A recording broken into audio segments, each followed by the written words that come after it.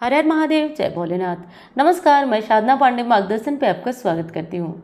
दोस्तों, आज हम जानेंगे हरितालिका तीज की पूजा का सबसे श्रेष्ठ शुभ मुहूर्त क्या है। हरितालिका तीज की पूजा पूजा के समय को लेकर काफ़ी मतभेद लोगों में बना हुआ है। तो सही श्रेष्ठ समय कौन सा है हरितालिका तीज की पूजा करने के लिए, पारण का शुभ मुहूर्त क्या है, तो सारी विशेष बातें इस वीडियो में जानेंगे। सर्वप्रथम तो दोस्तों जान जाइए कि 6 सितंबर को हरितालिका तीज का पर्व मनाया जा रहा है। तो 6 सितंबर और 5 और 6 की सुबह में सरगी लेना चाहिए, क्योंकि यह व्रत निर्जला रखा जाता है। तो इसलिए इस व्रत में सरगी लें।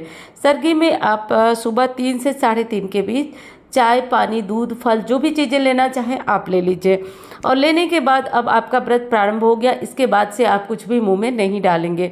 अब आप पारण तक बिल्कुल निर्जला रहेंगे, ना पानी ना कुछ भी खाने की चीज़ें, कुछ भी आप मुंह में नहीं डालेंगे। भगवान का नाम लेते हुए जो पूजा पाठ, भक्ति, भजन, कीर्तन, यही सब चीज़ें करते हुए आज के दिन को आप व्यतीत करेंगे। तो सरगी हमारी हो गई। अब व्रत प्रारंभ हो गया। व्रत प्रारंभ होगा तो संकल्प करना है आपको। संकल्प करके, संकल्प का मतलब जरूरी नहीं है जब पूजा में आप बैठे तब आप जल फूल लेकर संकल्प करें।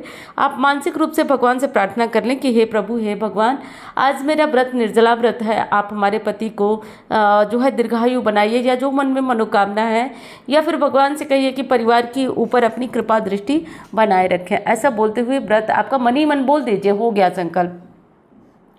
उसके बाद दोस्तों पूजा के मुहूर्त को लेकर काफ़ी दुविधा की स्थिति बनी हुई है कि पूजा का मुहूर्त कब है।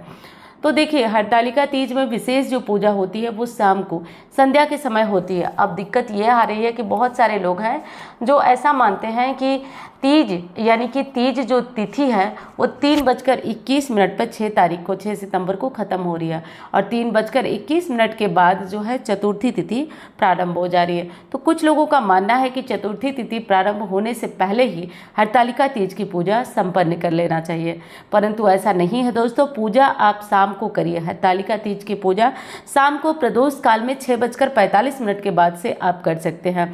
अब जब आपके मन में आएगा कि जब तीज खत्म हो चुकी है तो पूजा हम शाम में क्यों करें, दोस्तों जब कोई भी व्रत होता है, पूजा होता है, तो उदया तिथि के अनुसार मान्य होता है। यदि 8 घड़ी वो तिथि व्याप्त रह गई तो पूरे दिन की वो तिथि मान्य होती है।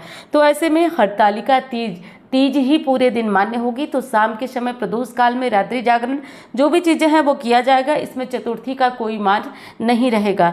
और वैसे साधारण भाषा में भी कहा जाता है, आपसे कई बार बता चुकी हूँ, जिसके दिन होती है उसकी रात। तो तीज की दिन है तो तीज का ही रात होगा।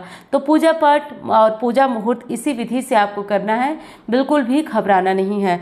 पारण कब करना है, तो दोस्तों पारण में आप पूजा विधि में मैं बता चुकी हूँ कि कैसे सुबह में पूजा करना है और कैसे आपको पारण करना है। फिर भी बता देती हूँ कि पूजा में चढ़ाई गई जो भी प्रसाद की चीज़ें हैं उन्हीं को खाकर सुबह 3 बजे के बाद नहा धो करके गौरी माता को सिंदूर लगाएं, कुछ भोग लगाएं, उसके बाद पारण कर लें। तो इस तरीके से करके मतलब कि सुबह में 3 बजे के बाद 3 बजे से 5 बजे के बीच आपको पारण कर लेना है। 7 तारीख को हरितालिका तीज का जो पारण होगा वो ब्रह्म मुहूर्त में 3 से 5 के बीच होगा। तो यही चीज़ें हैं, इसी को ध्यान रखना है। बाकी तो तीज आपकी बहुत अच्छी हो और तीज की बहुत बहुत शुभकामनाएं। मैं मिलती हूँ आपसे अन्य वीडियो में। धन्यवाद। हर हर महादेव।